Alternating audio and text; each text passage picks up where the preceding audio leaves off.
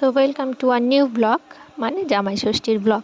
তো এখানে ষষ্ঠী পুজো হয়ে গেছে। তো আমরা সবাই বসেছিলাম, আসলে সবাই বলতে সবাই নেই, কারণ ওই পলর মেয়েকে হসপিটালাইজড করতে হয়েছে, তো ওখানেই সবাই ছিল। আজকে ডিসচার্জ হওয়ার কথা ছিল।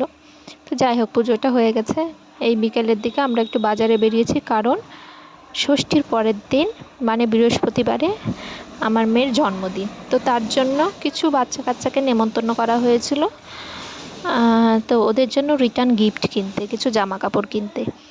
তো আমরা চলে এসেছি একটা শপিং মলে। তো বুগু এসে একটা ধরে নিয়েছে কুলফি। ও ঠান্ডা কিছু দেখলেই সে কোল্ড ড্রিঙ্কস হোক বা আইসক্রিম হোক পাগল হয়ে যায় খাওয়ার জন্য।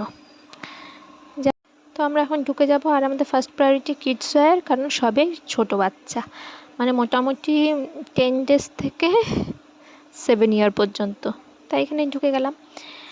জামা কাপড় কেনার পরে গেছিলাম সোনার দোকানে, কারণ পলর মেয়ের জন্য একটা গিফট কেনার ছিল।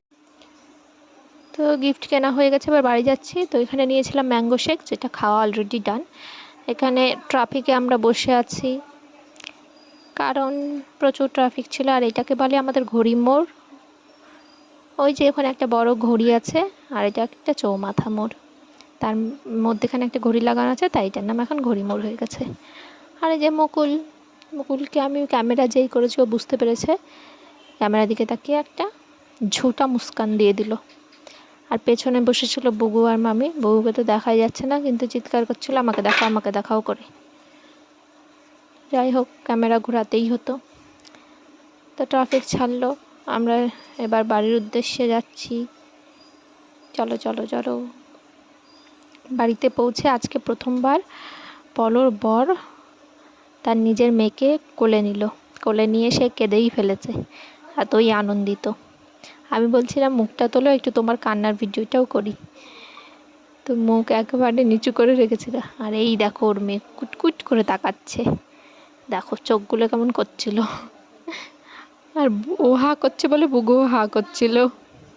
আর ওদিকে বুগু লাইন দিয়ে বসেছিল বাবু হয়ে, কারণ মেশোর পরে ও কোলে নেবে, সেই জন্য কোলে নিয়েও নিয়েছে। ও খুবই ভালোবাসে ওর বুনিকে। দেখো, আমি বলছিলাম না বুগু, হাঁপি দিতে হয় না, হয় না।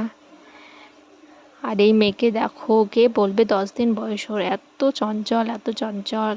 সবার দিকে তাকাবে, যেই দিকে কথা শুনবে সেই দিকে তাকাবে। আর এই দেখো, গলায় যে চেনটা দেখতে পাচ্ছ, সেটাই ওকে দিয়েছি আমি। তো আজকে ব্লগটা এই পর্যন্তই। ভালো লাগলে প্লিজ লাইক, আমি শেয়ার করবে। বাই।